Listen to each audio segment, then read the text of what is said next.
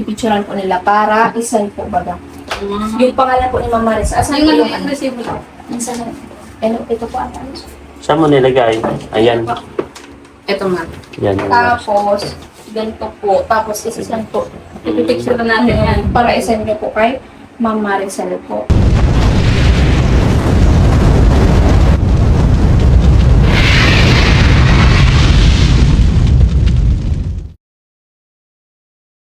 Ganito po siya.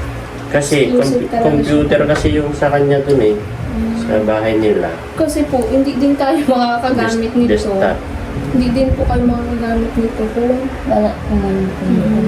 Si Kalinga Fred, anong gamit niya? Ganyan din? Hindi ko lang alam kay Ray. Kasi sa plus yata sila. High class rin. Sa plus yun.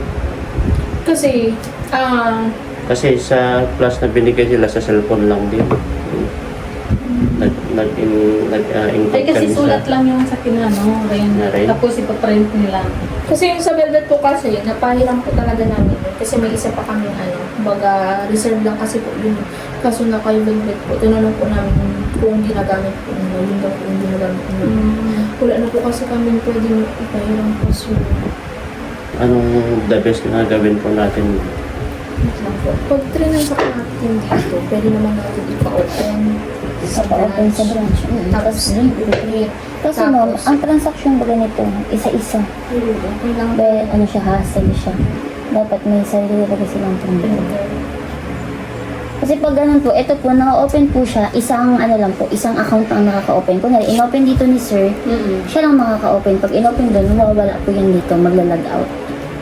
Kapag nag-open sila. Pwede naman po sana kung ito, hindi po siya nalalag out kapag ginagamit ng iba. Eh, di, si branch po ang mag-print ng waybill. Oo. Tapos, dadalhin na lang dapat dito ni rider kapag mag-pick up na. Tapos, ididikit nyo na lang. Kaso po, dito po kayo sa yung system po, isa lang po talaga dapat ang nakakapag-manage baga po kung Manage. Mhm. Paano kung ganito? Anong araw, anong oras po kayo nagtatransact? Kung sakali. Wala pa kaming idea yun. Kaya niyo po kaya ng after 5? Fine. Matransact sila ng after 5 p.m. Tapos, pag natapos na nila yon hanggang gabi, kinaumagahan i-open ni branch. Pag in-open ni branch, Lahat ng unconnected. lahat ng Unconnected. hindi, lahat ng Unprinted. unprinted, Sila na mag-print. sila nag-print doon. Tapos, dadalhin na ni rider bago mag-alis yung mga waybill. Tapos, Ididikit iiwan na dito, yun. ididikit na nila. Tapos pagbalik na lang ni rider, kukunin yung mga parcel pagkatapos ng delivery. Itry na natin ma'am, mga ilang peraso siguro. Ngayon, Mamaya. mamaya. Pwede, oo mamaya. Mga ilang peraso lang. Magsisimula na po talaga kayo. Oo, magsisimula. Madami pong itatransact ninyo. Ipatry mo muna yung lahat ng paid. Kasi eto na yung mga Yung ko eh. nabayaran. Ito na yung mga order, oh. Ang dami na. Ito yung mga invoice. Tapos kapag na-resend na namin individually sa mga nag-order, Hindi pa Di ba kasi ang ba yan ginawa eh? natin, di ba ang ginawa natin yun? Transact, tapos Pay. payment, tapos either i-reprint or hindi. Hindi. May naisip po kami ni Ma'am Karen, bali po ang gagawin po is kung kaya niyo po sana na after 5:30, Beyond na. after 5:30 na po kayo magta-transact ng Opo. sales.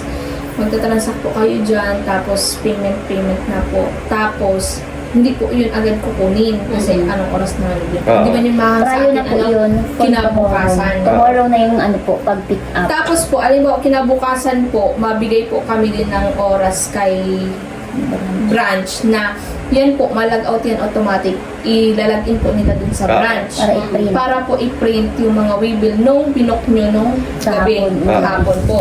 Tapos para po, dala na po ni rider yung mga waybill. Yung ididikit nyo po. Opo. Ay, dadalhin po dito para ididikit na. Tapos, kukunin na lang po either kung aantayin ni rider or babalikan niya na lang Kasi po. po yung rider, may deliver pa po kasi yan. Oo. Bali, ang gagawin po ni rider, bago po siya mag-area, dadaanan niya dito yung waybill na ididikit niya po sa mga kanya-kanyang parcel. Tapos Oo. after delivery niya, dadaanan naman po niya dito lahat ng parcel po. Yung lahat na po ng parcel na nadikitan ng waybill para ma-pick up scan po sa branch and ma-depart. Oo. Mapadala na. Yun po muna yung mabibiging ano natin, transaction. Hanggat wala pa pong Thermal printer. Pero once may thermal na po, hindi nyo na po kailangan maghintay pa ng 5:30 para mag-transact. Kahit halimbawa ngayong umaga mag-transact na kayo since naandun na po yung printer, dikit na lang po kayo ng dikit. Di paghapon po, pwede nang kunin ni ni rider. Magbibigay na po kami ng Makakapag-transact po kayo ng umaga. Pero pag ganun po, may cut-off time po kami Oo. ng pag-transact. Mga 3 lang siguro na. 3 Hanggang 3. afternoon. Opo. Kung may printer na po kayo. Pero sa ngayon po na wala, mag-i-start po kayo ng transaction after 5:30. 30 ng umaga or hapon? Hapon po. Beyond na mga 5:32, ganyan po. Ibig sabihin, yung pagtatransact namin, every individual, Opo, isa-isa po kayo. kami na po ang gagawa dito.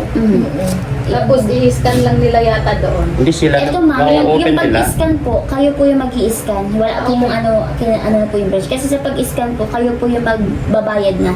Yun na po yung bayad Oh. sa shipping. Yun na po. Kada per transaction po, bayad po ng shipping. Hindi naman po yung dito mawawala. Nasa ano lang po yun, unprinted. Lahat ng reading na mag-transaction.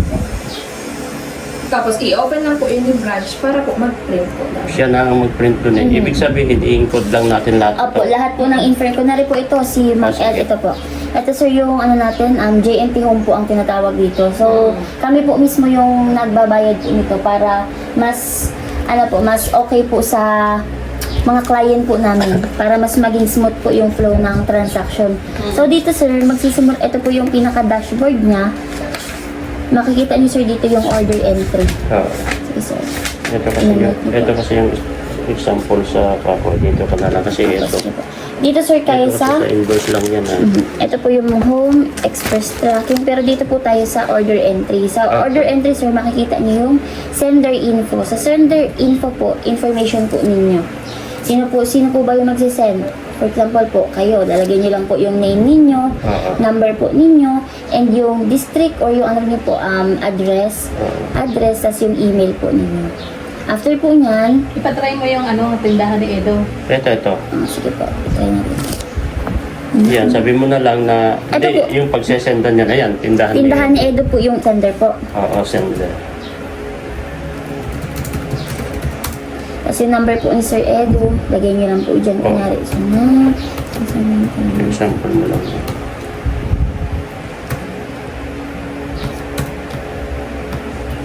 Tapos dito po, nakaano mo na yan. Oo. Dahil. Tapos dito po, yung specific address niyo po. Lagay niyo Dito? lang po. Kunyari po, kung anong purok po, Kalasgasan. Oo, Kunyari, Kalasgasan. purok, Saan po kayo nag purok na address, Sa Kalasgasan. Facebook po nag-order yung Oo.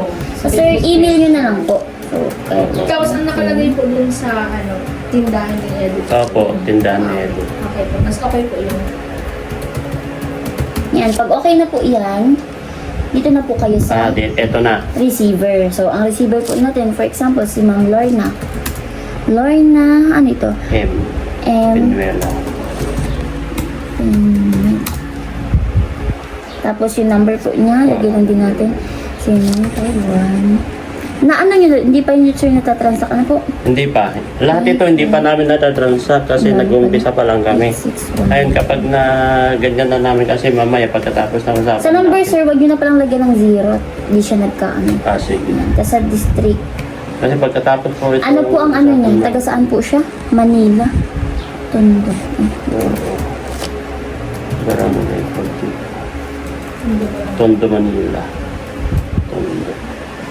Ito, barangay ano po yan? Tondo, Masinop Street. Masino. Barangay yun. 1235 Masino Street, Tondo, Manila. Ibig sabihin, Barangay ano ito? Barangay 42.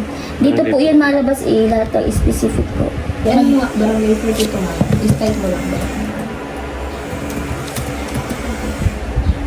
Barangay 42. Tondo Manila. Baba mo ba? May ano dyan. Taas mo. Ito yun. Hindi. Taas mo. 42. Caloocan. Tondo kasi yan. Baba mo. Mahirap din pala hanapin yung mga nila, Mm. Pero, Ay, ito. Metro. Ito sir, ito ano po? Oh, Metro Manila. Yan. Yan, ito. Nung ano din po, medyo nahirapan din po dyan ang velvet. Kasi siguro nag-a-adjust din po oo. talaga. Ginagamay po talaga nila yung ano.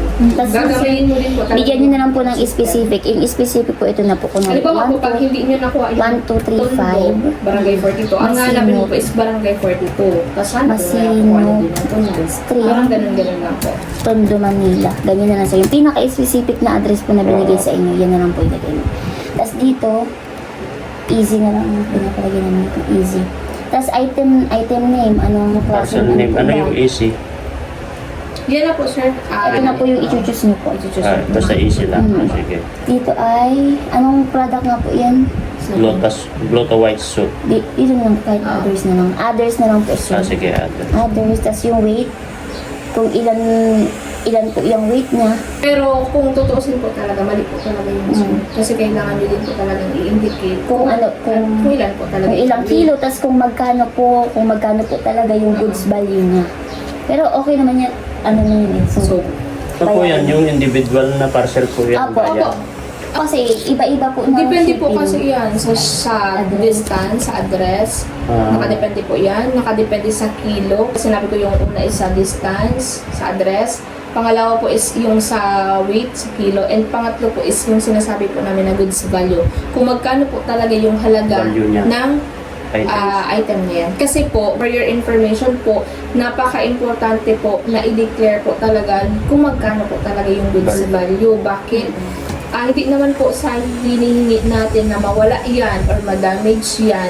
Kumbaga po, siya yung magsisilbing insurance Apo. ng person na yan. Mawala man po yan or ma-damage yan. Kasi kami po, kaya namin yan sabi niya, kaya namin yan kumbaga ano po talaga, i-secure na talagang i-depart namin yan. Kaso hindi na po talaga namin hawak yung mga susunod na dadaanan pa po niya. Lalo na kung malayo po. Halimbawa, kung na ano man po yan, nawala. Kung ano po yung dineclare ninyo sa goods value, sabihin po natin na 500, yun din po yung i-refund po sa inyo. And medyo po may katagalan din. Pero hindi naman po sobrang tagal kasi under investigation po kasi kung ano nangyari Ano dyan. nangyari po? And kung sino po talaga yung magbabayad nung 500 pesos na yun. Kung sino pong Kung may fault. rider, gano'n. Kung sino may fault. Opo. Halimbawa, kung sa branch na ganito, doon nagsimula yung nawala, sila po yung pag after investigation po, napatunayan na sila, so doon po magpa-process ng refund. Kaya po, kayo po kung kung ilan po yung i-declare nyo sa goods value. Magkano sir yung isa pong So, sabon? Opo. 110. 110. Kayo sir, kung halimbawa, isa lang naman siya, lagyan po 110. Ano yan ma'am? Sa Luzon, Visayas, Mindanao. Halimbawa, Luzon, iisa lang ang kanon. Halimbawa sa bayaran. Kapag Luzon, ni Luzon na kung ano yung naka-indicate na payment. Iisa lang po yun. Still sir, depende pa din po talaga siya sa kahit Luzon siya, halimbawa, dalawang parcel, Luzon.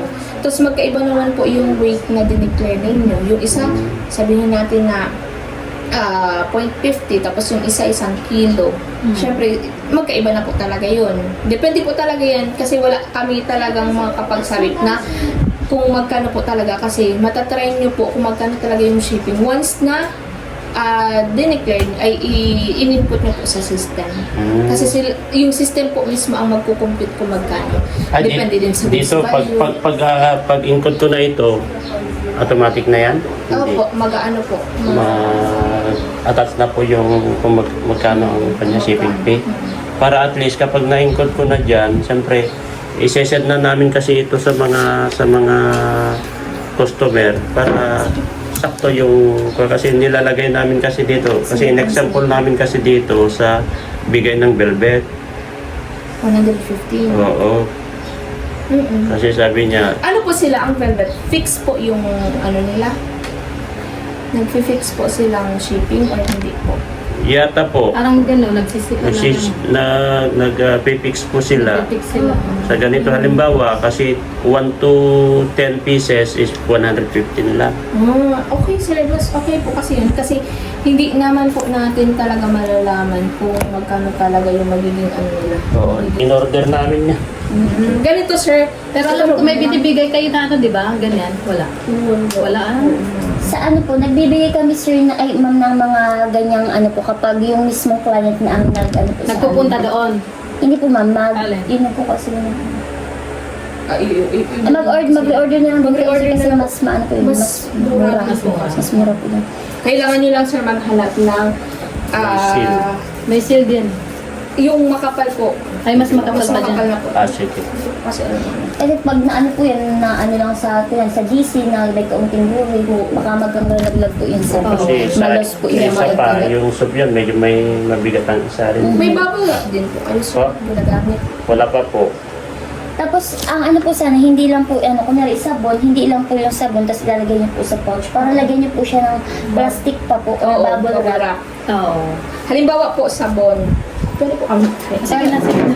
Ayun na may mga plastic bed. Ay, ito na. Pinipicturean po nila para isal po baga. Yung pangalan po ni Mama Maris. Asan Yung po ano yung yung ano? receive mo? Minsan, Ito po ata. Saan mo nilagay? Ayan. Ito ma. Yan yung Tapos, ganito po. Tapos, isisan po. Ipipicture na natin yan. Para isend niyo po kay Mama Marisol po. hindi na yan, hindi na yung Oo, kasi isesend mo na yan eh. Kasi isesend na yan. Pag submit natin yan, sesend na yan eh. Bubble wrap ma'am. Yan. Oh, sige. Ayusin mo pag bubble wrap mo, Jimmy, ha? Good thing natin.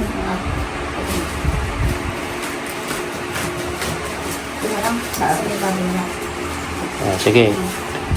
Ikot mo. Yan. Okay, pwede na. Ganyan ba? O sige, tapos ibalot mo na lang, ganyanin mo. O, tapos tape. I-tape mo muna dyan.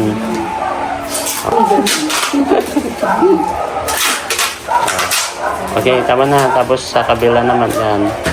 Yan, ganyan mo. O, sige, tape mo. Kaya mo yan.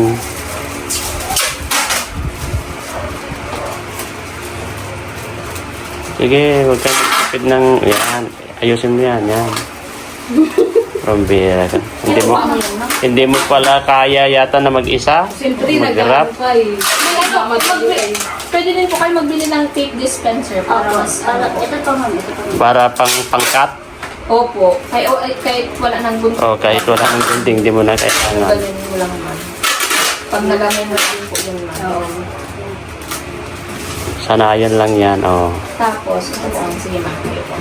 Sige. Hindi kasya ng paganyan, ha? Ganyan lang talaga. Hindi siya kasi lang Pahiga. Ganyan lang. Tapos, Ay, yung mga hangin. ay aalisin pa yung mga hangin-hangin. Ganyan. tapos, yung pag ganyan mo, dyan lang yan. Dyan lang. Basta tanggalin mo yun ma'am. Dyan lang, ah. Hanggang dito lang po niya. Yusin. Hanggang dito lang. Oo. Yun. Ito ma'am. Nakuha din. Yan. Tapos ito ma'am. Dito mo na lang siguro yan ma'am. Para po yung waybill, ang standard po. Idikit mo kasi lang ng konti. waybill, Yung Ay, waybill. didikit natin din. Kuha ka ng konting iskas tape lang, love. Konti lang. Ang haba naman. Dikit lang yan pang... Ito naman po sa amin. Diyan lang sa dulo, oo. Ayan. Tapos, hindi naman lang po siya. Ready mo. Kasi nag-order na rin kami yung mga Tapos yung pangtat... bibil niya ma'am, ito yung ididikit. Yung pangtatak, ma'am, kung halimbawa paid o deliver. Alam mo, Nag-order na rin kami. Binuksan yung parcel mo kasi yung yung Oo, bibil kukunin siya. Kaya Mas madali mo ma-identify. mahirap mag-umpisa. Fighting ways to get away, to see you again, see you again.